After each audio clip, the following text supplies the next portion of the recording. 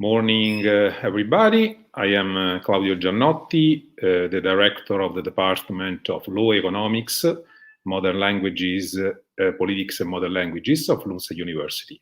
I'm very glad to open this innovation talk, the last innovation talk of this fourth edition, 2021.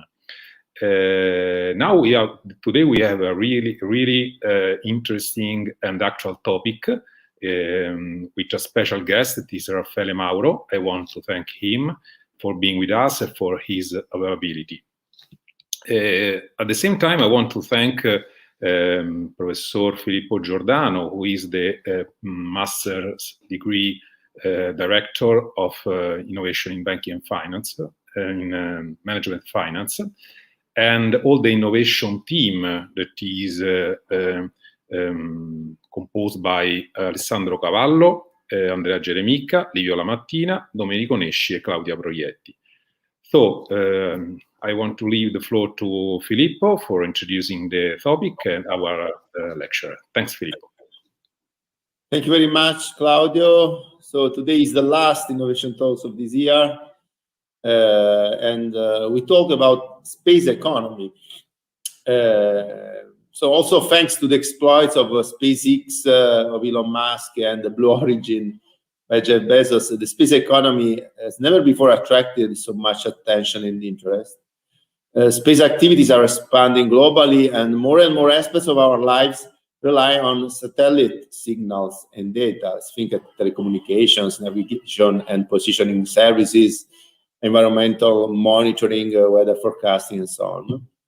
So it's a very interesting topic, a topic that it's in the future, but it's already in the now in our life. I'm very pleased to introduce our guest speaker, Raffaele Mauro. Good morning, Raffaele. Good morning, everyone, and thank you, Professor Giannini and Giannotti, sorry, and thank you for the invitation. Raffaele is a co-founder and general partner of Primo Space, a venture capital fund specialized in the new space economy and the related technologies. It's the first venture capital fund in Italy specialized on this topic. In the past, Raffaele was managing director of Individual Italia, an organization that supports high-growth companies on an international scale. He's a member of the Kaufman Society of Fellows. He obtained an MBA from Harvard, a PhD from Bocconi, and a GSP from Singularity University on the NASA Ames campus. He's also the author of two books, very interesting, Hacking Finance and Quantum Computing. I can say that these are your passion, no? Hacking Finance, Quantum Computing.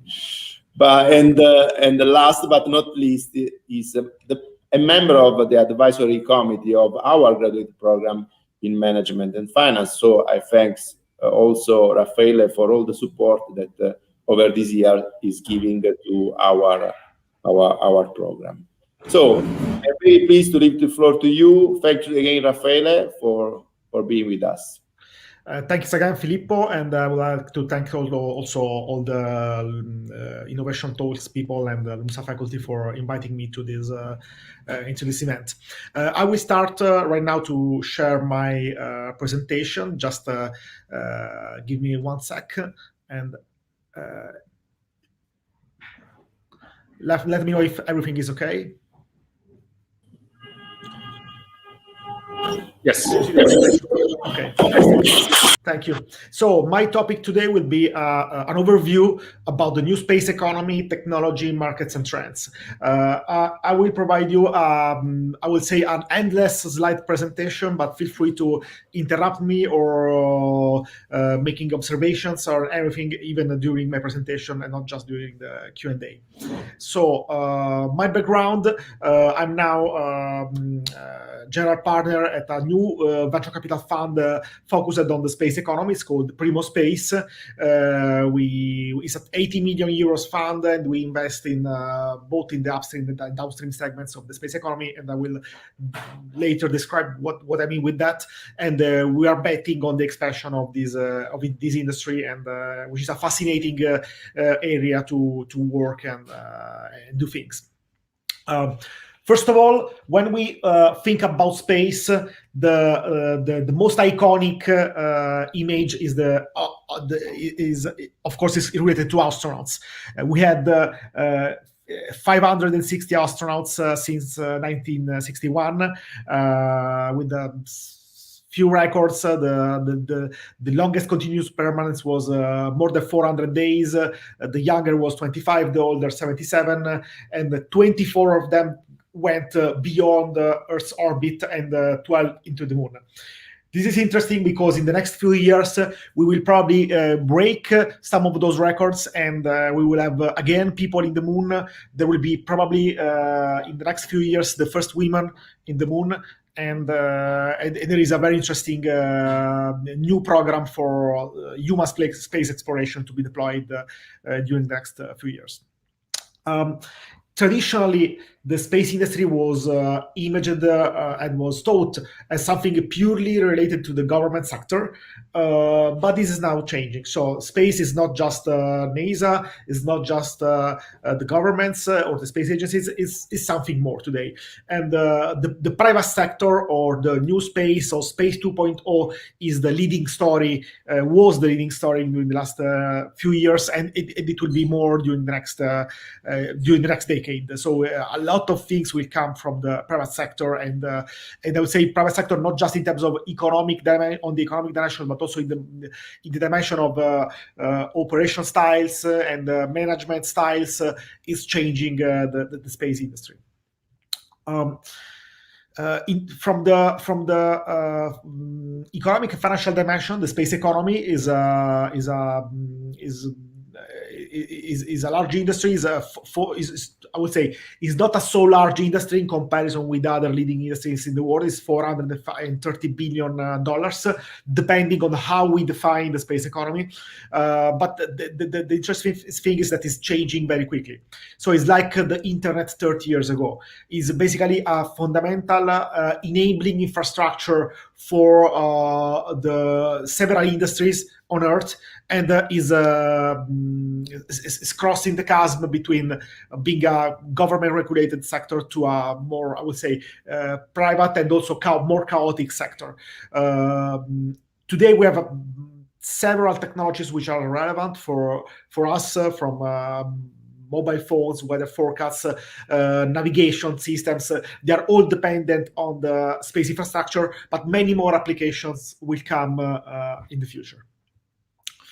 The space economy is also very relevant for Italy. Italy has the second space budget in Europe in proportion to GDP, is the third contributor to the European Space Agency, and also has a significant economic history and positioning in the value chain in the space industry because of large companies like Avio, Leonardo, Alenia, and also is a country that is able to produce launchers like the Vega and the pressurized modules, which are relevant technologies for this industry. There are some enabling factors for the expansion of the space economy.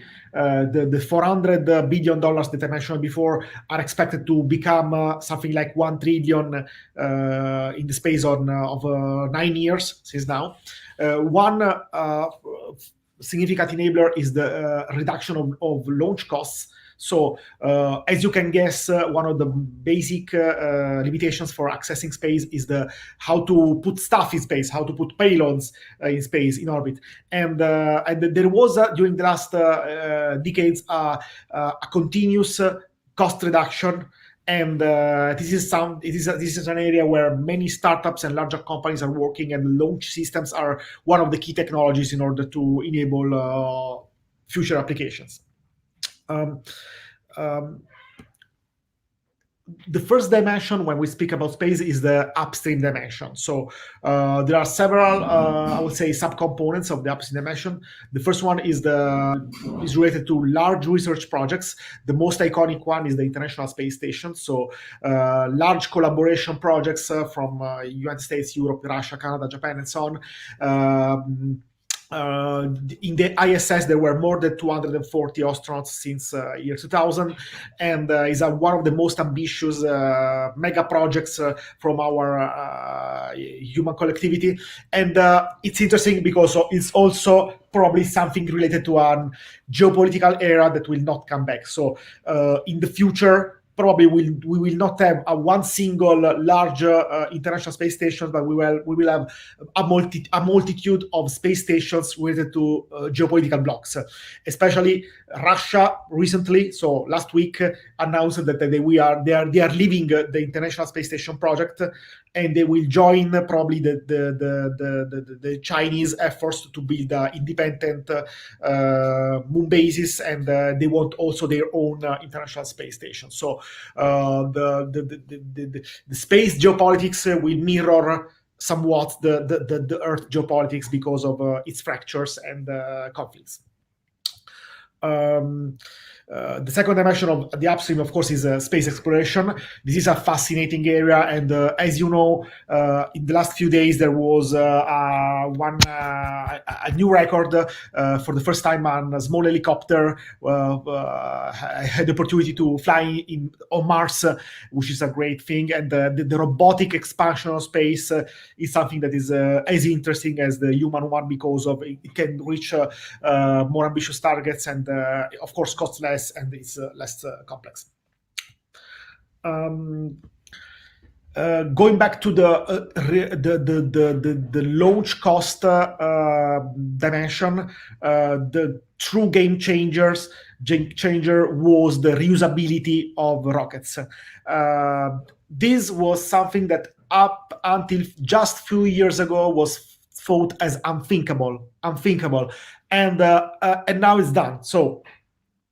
And imagine if you have to take a plane or a car, and then you have to trash out the plane or the car. The cost of the airplane ticket will be incredible, and that was happening on a regular basis for the space travel. And now that we have reusable rockets, even if they are reusable only for a small number of flights, like 10 flights, the cost of putting a payload in orbit will decrease by orders of magnitude. So this is extremely important, and reusability is something that is happening now. Another interesting thing is that we have new capsules and human carrying vehicles. The most well-known is the Crew Dragon from SpaceX, which is actually flying in these days. But there are many others, and after the pensioning of the space shuttle, we see a new proliferation of capsules, and this is also important for enabling other industries or potential industries, like, for instance, the space tourism. From the point of view of traditional applications, the most widespread is, of course, the application of satellites. During the last 70 years, we launched more than 9,000 satellites. More than 5,000 are still in orbit, and between 2,000 and 3,000 are fully operational.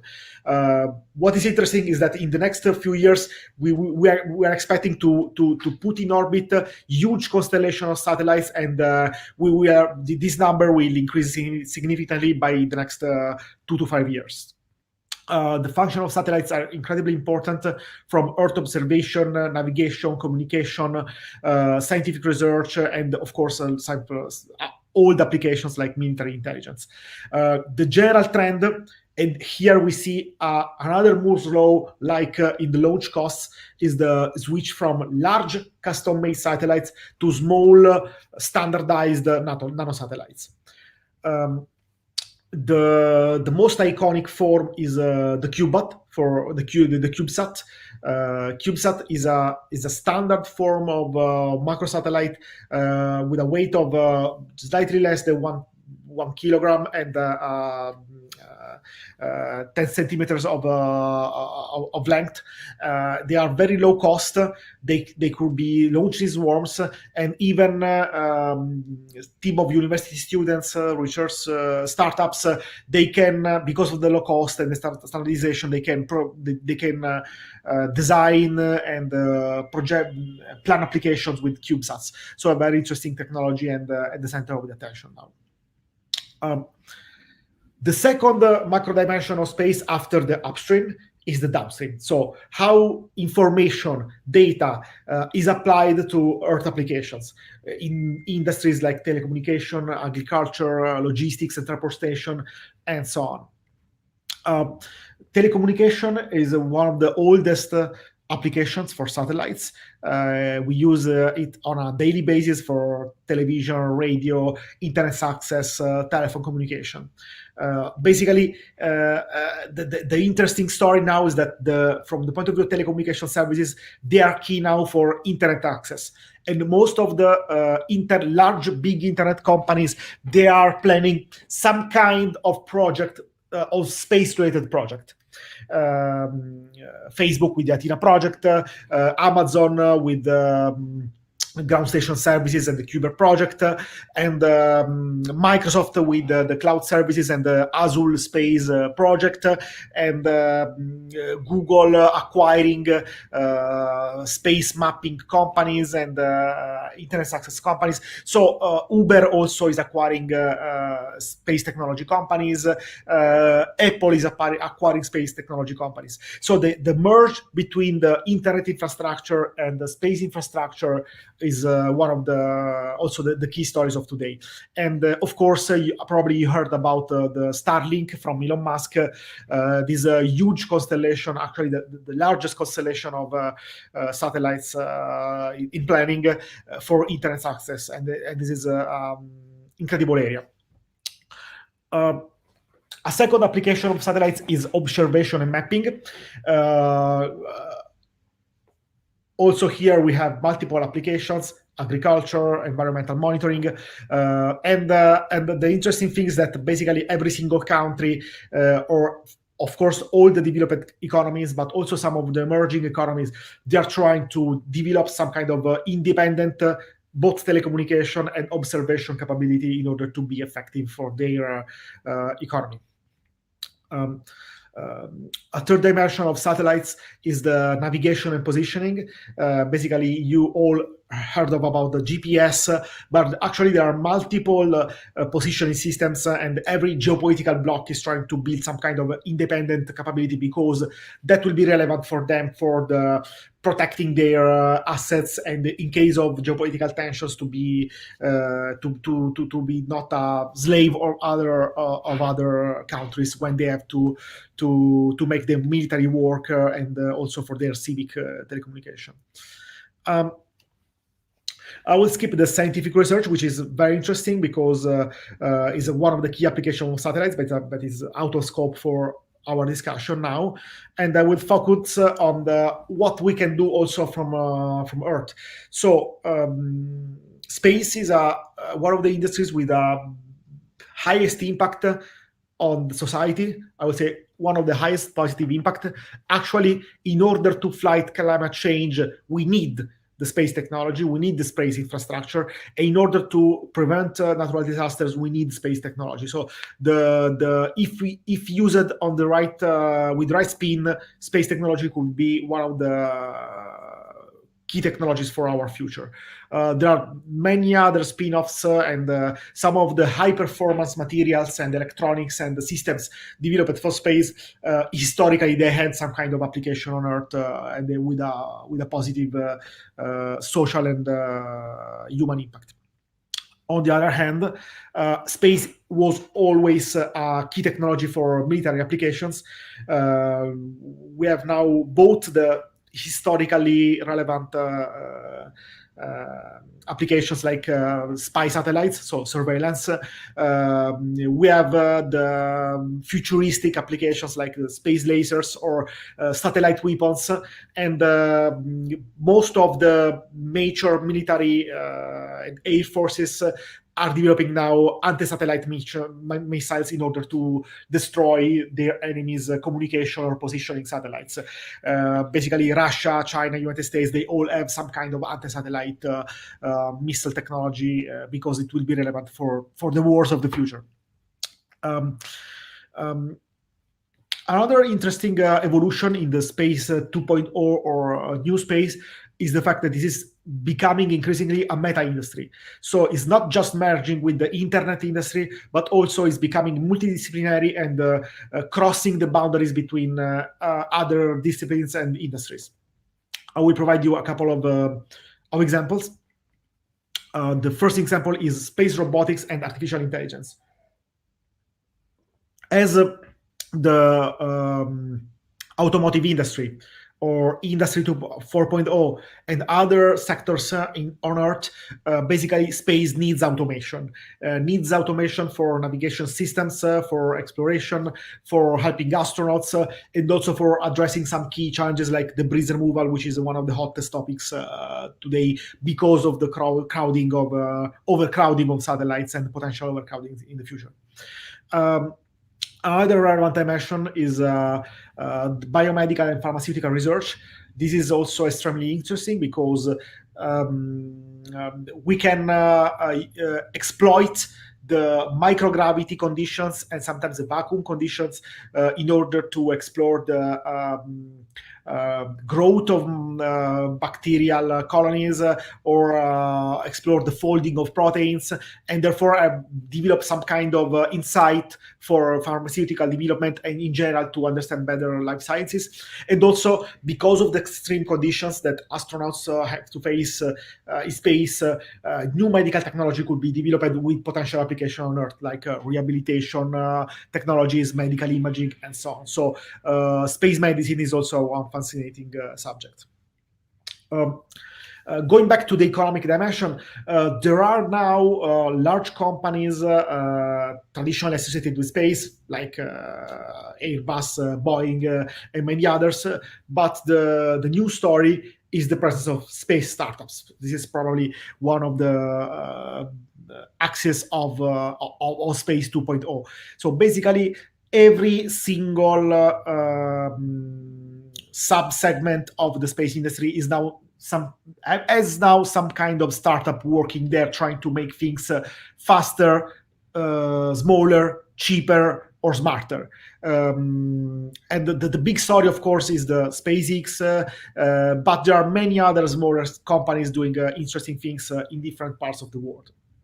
There is also a new generation of entrepreneurs, so of space entrepreneurs, and they are different with traditional contractors or small SMEs working for space agencies or large companies, because they try to be international, they try to be faster, they try to apply agile methodologies, they try to merge different kind of technologies like 3D printing and new design systems, and often they try to finance themselves with venture capital, which is different with what traditionally happened for the space industry. I will provide you a few examples, just a quick overview, like ICO. ICO is an artificial intelligence company based in Turin. Was created by a PhD student from the Politecnico di Torino, and they do basically software for automating satellite missions and feature recognition of Earth images. So very smart team and interesting case.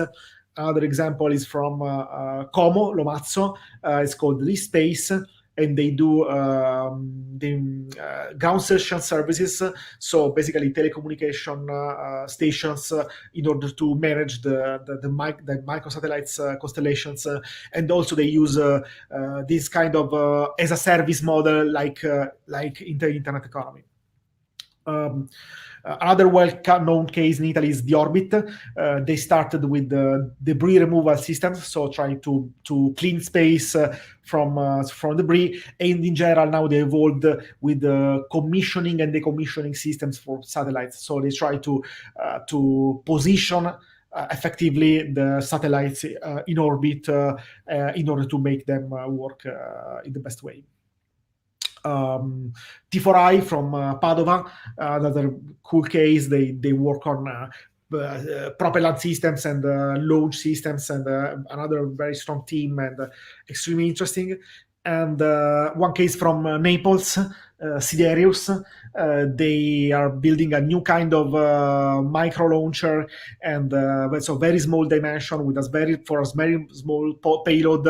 And this is also a very peculiar team because it's made by 20 somethings, and so it's a cool case also in our country, and we see different things.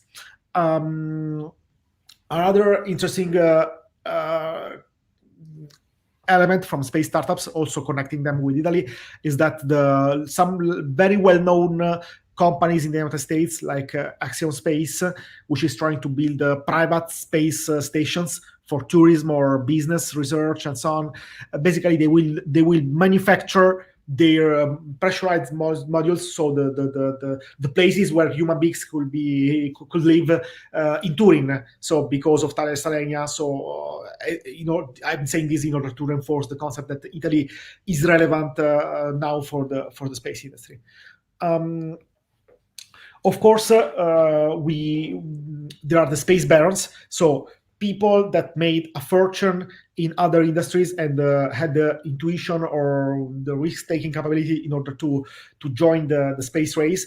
And the most well-known are, of course, Jeff Bezos, Richard Branson, and Elon Musk. Bezos has this company called Blue Origin. They had recently a huge setback because SpaceX won the contracts that they were trying to catch, and they are bidding new launch systems, both for suborbital applications and orbital applications. It was very well financed by Bezos, by his own pocket, and now he has thousands of employees. And I would say the interesting thing is that Blue Origin was much quieter in comparison than SpaceX, and their communication strategy was, I would say, a bit more not stealth, but less mimetic and viral in comparison with Elon Musk. I assume that Bezos, now that he stepped down from his main role in Amazon a couple of months ago, he will dedicate potentially more time to Blue Origin. So potentially we will see interesting things in the future.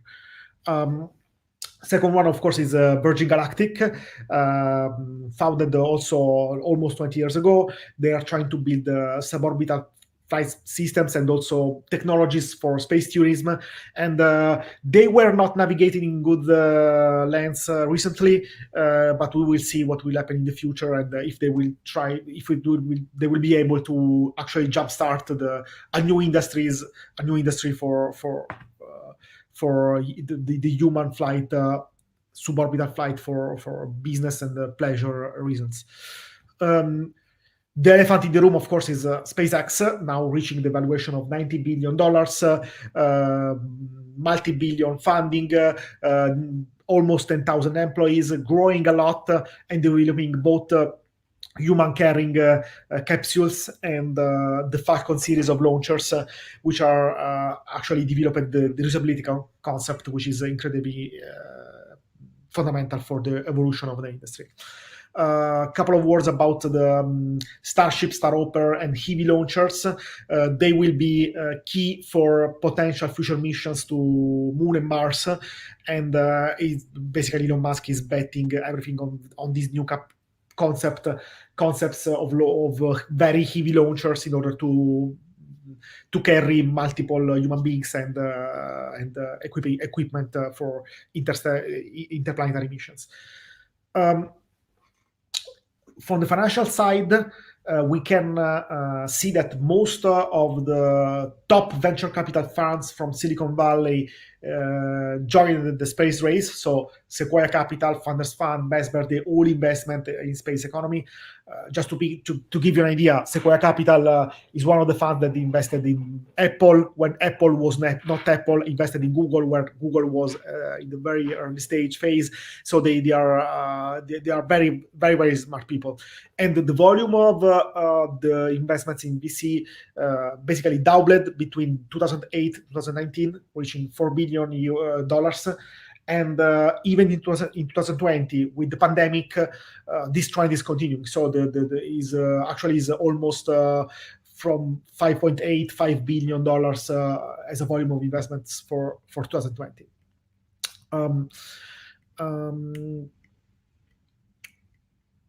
So, couple of notes. One of the key drivers now is also the geopolitical tension. I was mentioning it before. So, the fact that the national pride is making governments more motivated in order to increase their space exploration targets. They want to reach the moon again. They want to build moon bases.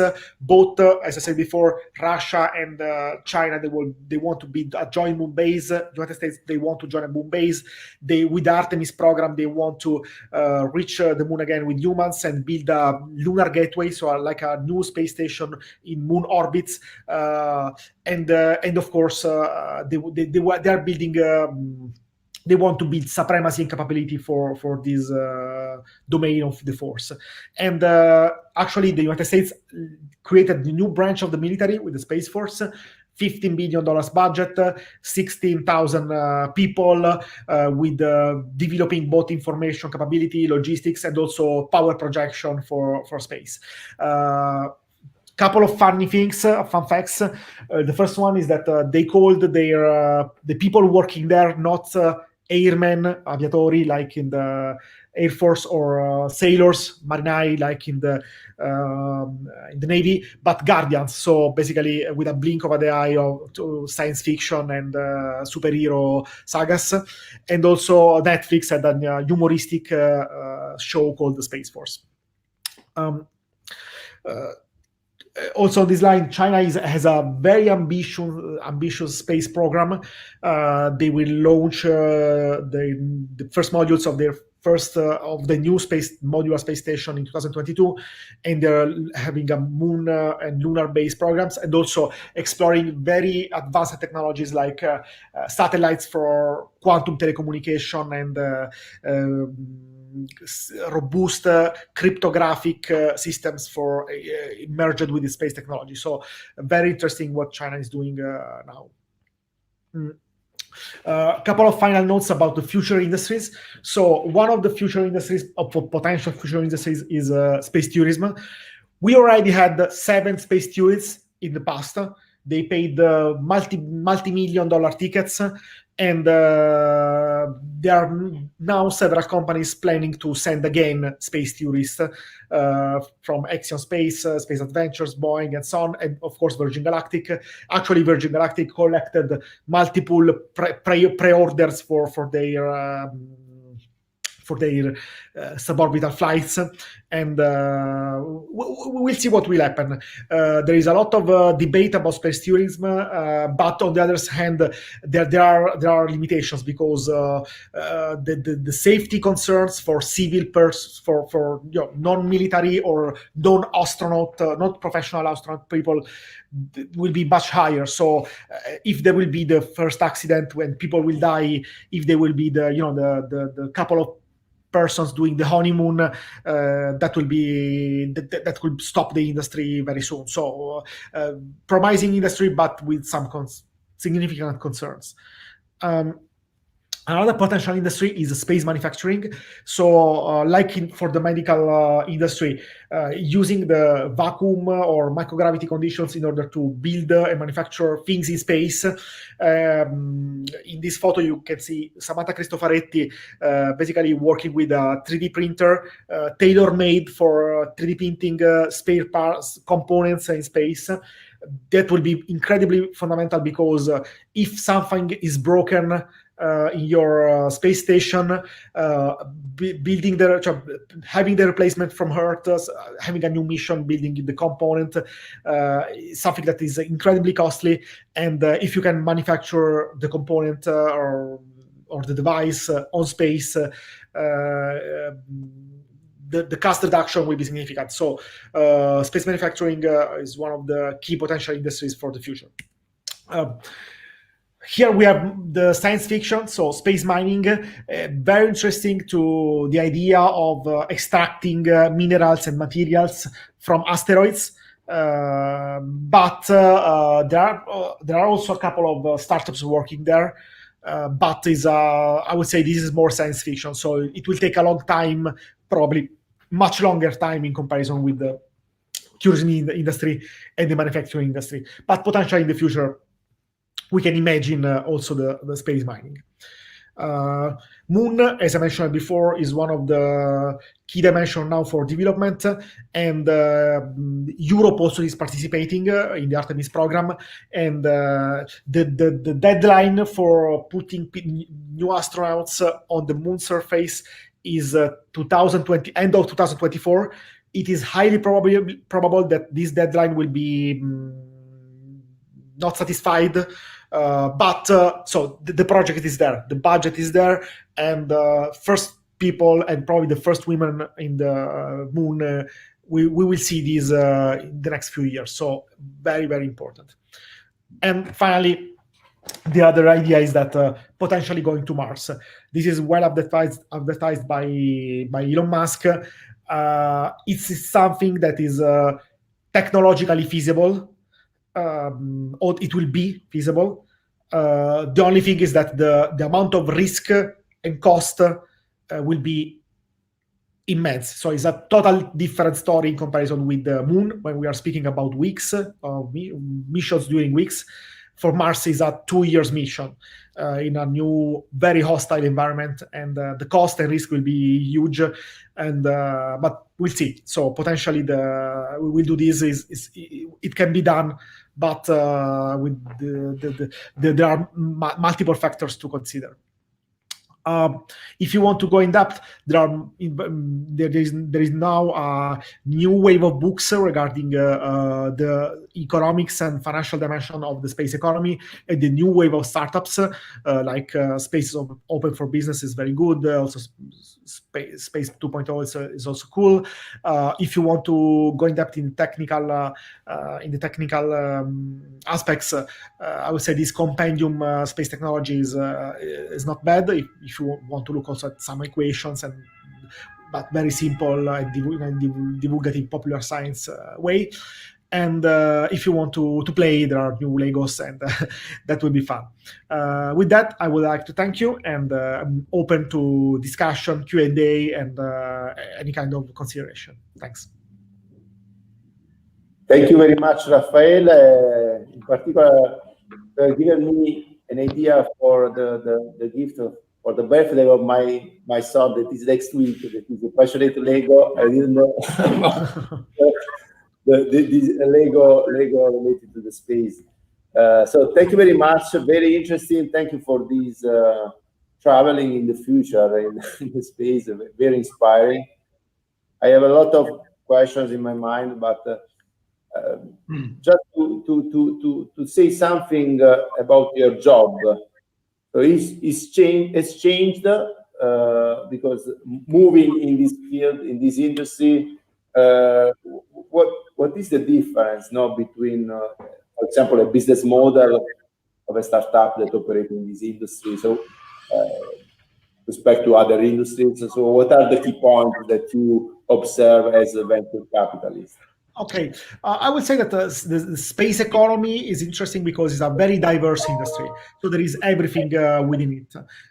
Just to provide you a framework, as a VC fund, we are looking now at companies ranging from Internet of Things systems powered by satellite technology to new rockets, to medical technology companies, to software companies, material science and nanotechnology companies, satellite manufacturers. So very diverse industries, both in terms of typologies, hardware, software, systems, and in terms of business model. So I mentioned before ICO. ICO was our first investment. We invested in this group of Turing PhDs 1.5 million euros, and they have the typical business model of a software company, so something that you can easily monetize and so on. There are other companies that we are looking for, which are more on the hard stuff part, so the typical so building new rockets or similar, and of course there you have a longer monetization cycles. You have a different interplay between technology transfer and entrepreneurial dimension, and of course you need to plan financing needs which are much higher in comparison with software companies, and typically in order to do that you need to network with international VCs to build round Bs and different kinds of financing structures. Claudio, if you have a question. Yeah, thanks a lot. Thanks a lot, Raffaele. I appreciate a lot your speech. Also because you have shown us how it's possible to have a new economy, space economy, that can be compliant with the sustainability, that can be compliant with the new wars that we are pushing up. So my question is, first, which is the role of regulations in this industry, and if the regulation is well defined, is moving, considering the new perspectives of investors and operators. And the second question is how and if it's a risky industry, considering the volatility of cash flows. So from your point of view as investors, as a venture capitalist. Thanks a lot. Okay. From the point of view of the regulation, I would say there are two dimensions, two sides of the coin, because for some issues is a heavy regulated industry. Like if you work in the launch system sector, the concerns regarding safety, insurance, there are heavy costs and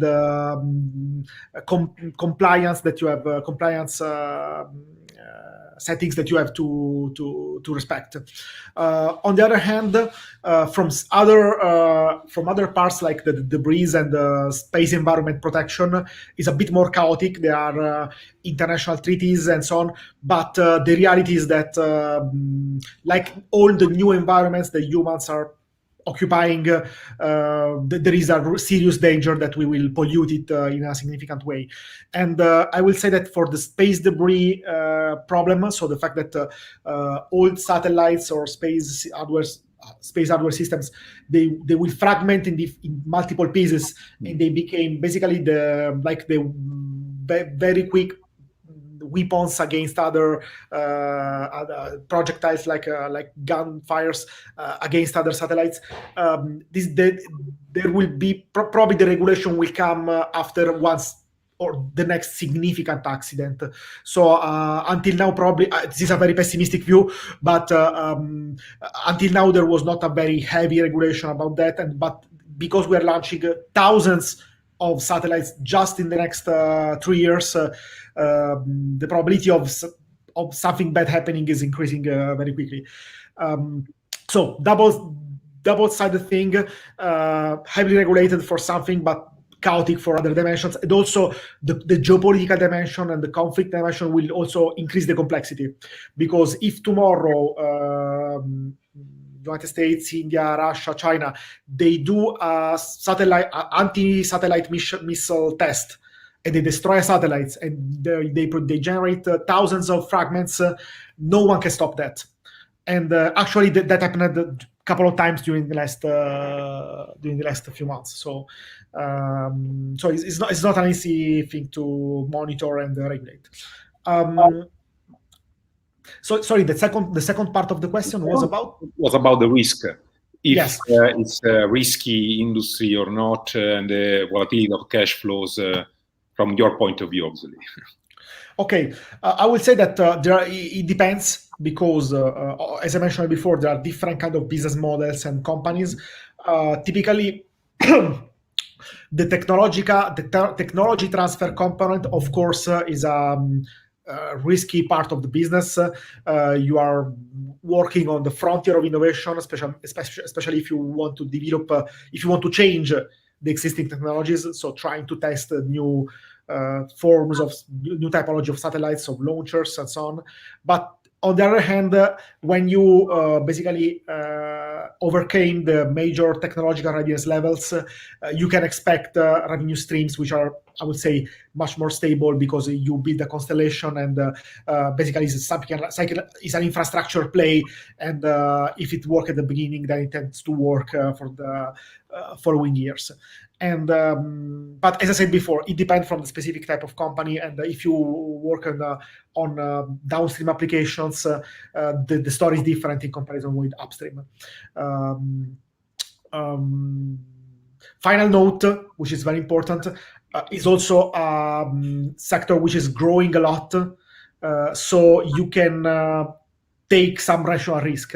There are new markets being created here, so it's not a static sector. It's something that is growing a lot. So there is space for make some experiment. Okay, thanks. Thank you. Thank you very much, Raffaele. My second question was related to the governance of the industry, because it seems to be now it's an open space where people are free now to take their initiative. So you answer. Just another other little notes about geopolitical issues. So do you think that they will influence this industry in terms of development, different area of development, because so the space economy is very strategic, and in the future the impact of our life it's immense, potential, and it's I think that geopolitical issues at the moment are in the background, because all we dream of going to Mars, Moon. So we don't see the implications at the moment, and but the fact that you mentioned that the cooperation that we had traditionally at international level is changing, and so it's a situation like a Cold War, Yeah. So I will say this, that like the internet, space is deglobalizing now, or fragmenting itself in geopolitical blocks, and so where we have like a Chinese internet and other parts of the world internet. The space cooperation is still fundamental. So the fact that multiple countries will cooperate together in order to reach ambitious goals, it will stay and will increase in the future. But probably we will have multiple networks of cooperation, not just single one, because of the relevance of space technology for defense systems and for in general for national pride. I expect for the next few years a new wave of movies, TV series, and propaganda in general related to space. So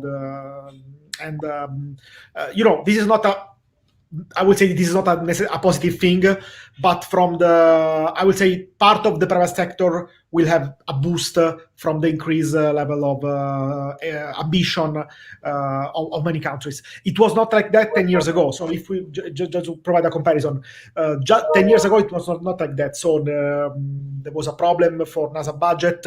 After the 11th September, there were other priorities. One shuttle exploded 15 years ago. So there was a depressing phase from this point of view. Now space is again at the center of the agenda of different countries and national pride.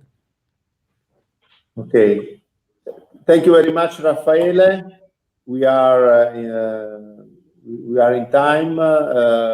Thank you very much, Claudio, for this journey with Innovation Talks this year. Thank you. And I leave the last word to you as head of our department.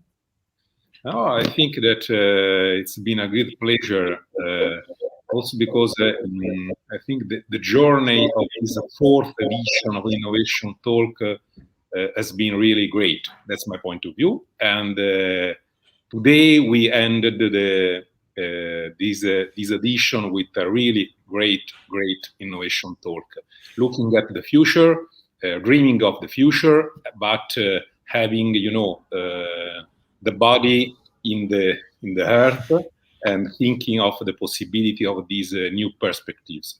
And I appreciate a lot also the combination of the private and public sector that you mentioned, Raffaele, and also because I do believe that in these new economies, only the combination of private and public can be the right answers of some problems. So thanks a lot. Thanks a lot, Filippo, for your excellent job of the Innovation Talk. I want to say that. And thanks to Raffaele for having been with us and for your availability. Thank you, and may the force be with you. Yes. Okay. So we can have a couple of tickets of the new rocket in the space, no? Fantastic. Okay. Thank you. Bye. Bye, Raffaele. Thank you very much. Thank you very much. Bye.